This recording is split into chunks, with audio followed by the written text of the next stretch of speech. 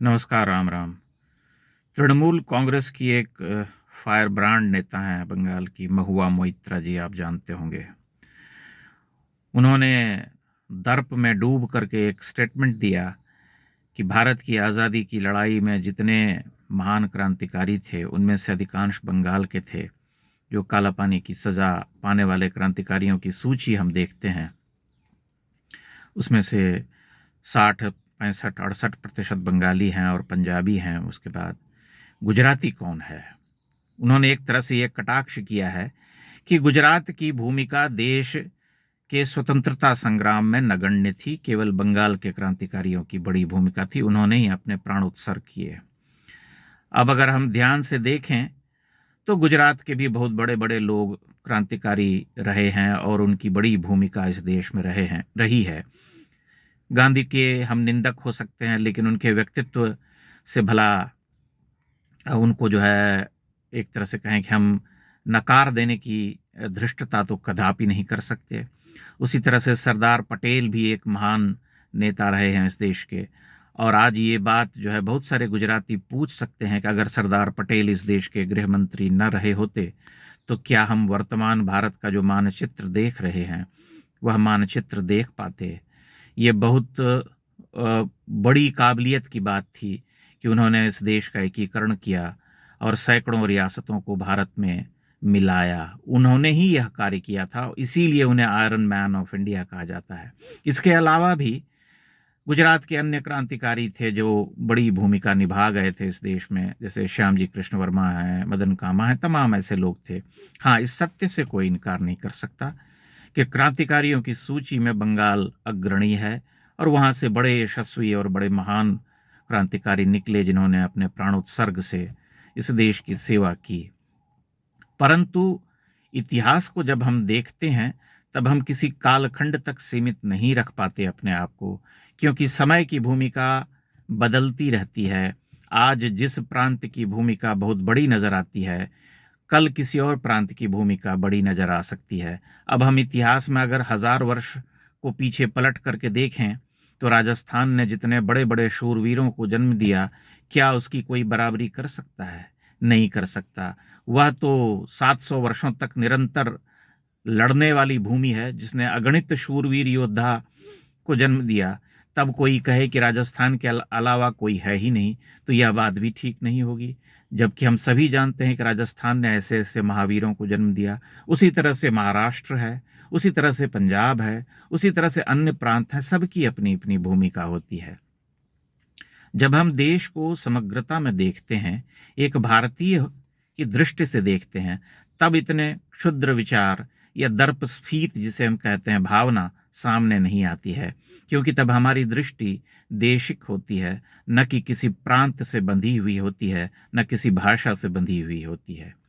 जैसा कि मैंने कहा, इस सत्य से कोई इनकार नहीं कर सकता कि बंगाल ने बड़े बड़े क्रांतिकारियों को जन्म दिया, परंतु उससे पीछे जब हम चले जाते हैं तब ऐसा कुछ नहीं मिलता।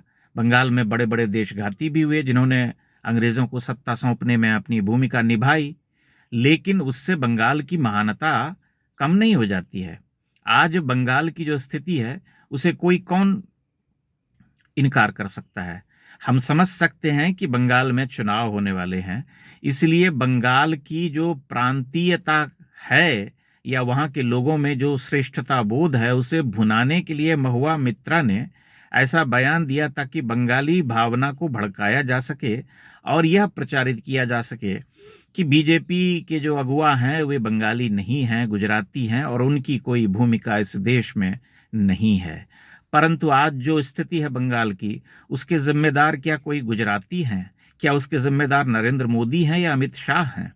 क्यों क्या हम ये नहीं कह सकते कि पिछले 50 वर्षों में बंगाल जो गर्त में चला गया राजनीतिक रूप से, जो विखंडित होता गया, जहां हिंदुओं की ऐसी प्रताड़ना हुई, राजनीतिक अस्थिरता और तमाम ऐसे ऐसी चीजें हम देखते हैं जो बंगाल को पीछे ले जाती है, तब उसकी जिम्मेदारी भी बंगाल के लोगों को ही उठानी पड़ेगी, न कि उसके लिए कोई बिहारी भागी होगा या पंजाबी भागी होगा। हर प्रांत अपना भाग्य चुनता है, हर प्रांत अपने हिसाब से निर्णय लेता है। इसलिए जब हम समग्रता में देखते हैं तब हमें यह भी मानना पड़ता है कि आज अगर भारत बहुत तेज गति से आगे बढ़ रहा, विकास के रास्ते पर चल रहा, देश में स्थिरता है, जबकि दुनिया का एक बहुत बड़ा भूभाग जो है युद्ध में रत है, तब भारत निश्चिंत है, शांतिपूर्वक यहाँ के लोग रह रहे हैं। इन विकट परिस्थितियों में भी बहुत सारी समस्याएं उसके जीवन में नहीं हैं, तब उसका श्रेय किसे मिलना चाहिए? उसका श्रेय तो प्रधानमंत्री नरेंद्र मोदी को ही मिलेगा। इसलिए कोई गुजराती अपनी पीठ ठोक सकता है या वाहवाही कर सकता है और कह सकता है कि देखो आज की विकट परिस्थिति में हमने यह कितना बड़ा नेता दिया। इसलिए हमें ठीक से विचार करने की आवश्यकता है, क्योंकि समय सभी का बदलता है।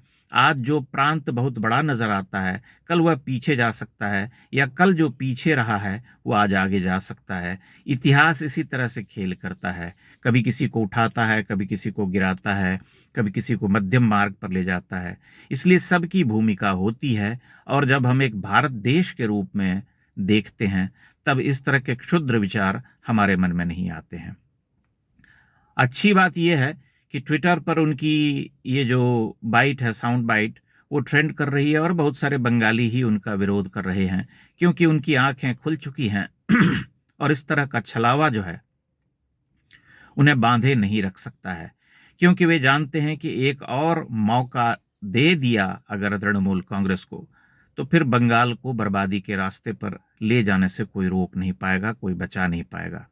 इसलिए बंगाल के लोग विचार कर रहे होंगे और इस क्षणिक भावुकता भरी बात के निहितार्थ को भी समझ रहे होंगे कि क्या उनका उद्देश्य है और क्यों वे इस तरह की विभाजनकारी बातें कर रही हैं, क्या इससे उन्हें प्राप्त होने वाला है और बंगाल के लोगों का इससे क्या हित होने वाला है, क्या उसका कोई हित सधने वाला भी है या नहीं। इसलिए हमें चुनाव के समय में समग्र दृष्टि रखना चाहिए और यह विचार करना चाहिए कि ऐसी विभाजनकारी बातों को हम कभी भी स्थान न दें समाज में। हमें स्वयं आगे बढ़ करके इसका प्रतिकार करना होगा, तभी जो है देश आगे अपने विकास के रास्ते पर चल पड़ेगा। आज हम जानते हैं कि छोटी छोटी बातों पर हम लड़ने लगते हैं, हमारे भीतर का दर्प बाहर आ जाता है, जाति के नाम पर, पंथ के नाम पर, धर्म के नाम पर हम लड़ते हैं। विशेष करके जाति भाषा की संकीर्ण राजनीति को बहुत अधिक प्रश्रय दिया जाता है, विशेष करके क्षेत्रवादी दलों के द्वारा। ये दक्षिण में भी होता है, ये महाराष्ट्र में भी होता है, ये बंगाल में भी होता है, और महुआ मोइत्रा के इस बयान को उसी प्रकाश में देखे जाने की आवश्यकता है कि उन्होंने अपनी क्षुद्र मानसिकता से बंगाली प्रांतीयता को हवा देने की कोशिश की है। और मैं ये आशा करता हूँ कि बंगाल के लोग स्वयं विचार कर रहे होंगे कि ऐसे बयान से या इस तरह की दर्पस्फीत घोषणाओं से कुछ प्राप्त होने वाला नहीं है। जो योगदान था उस योगदान को आज भी देश ऋणी होकर के स्वीकार करता है, याद करता है, लेकिन केवल उसकी डुगडुगी नहीं बजाई जा सकती, या उन क्रांतिकारियों के नाम पर देश के अन्य महान प्रांतों की जो भूमिकाएं रही हैं उसे नकारा नहीं जा सकता। मैं आशा करता हूं आप मेरी बात से सहमत होंगे। अपनी टिप्पणियां इस बारे में अवश्य कीजिएगा। बहुत बहुत धन्यवाद।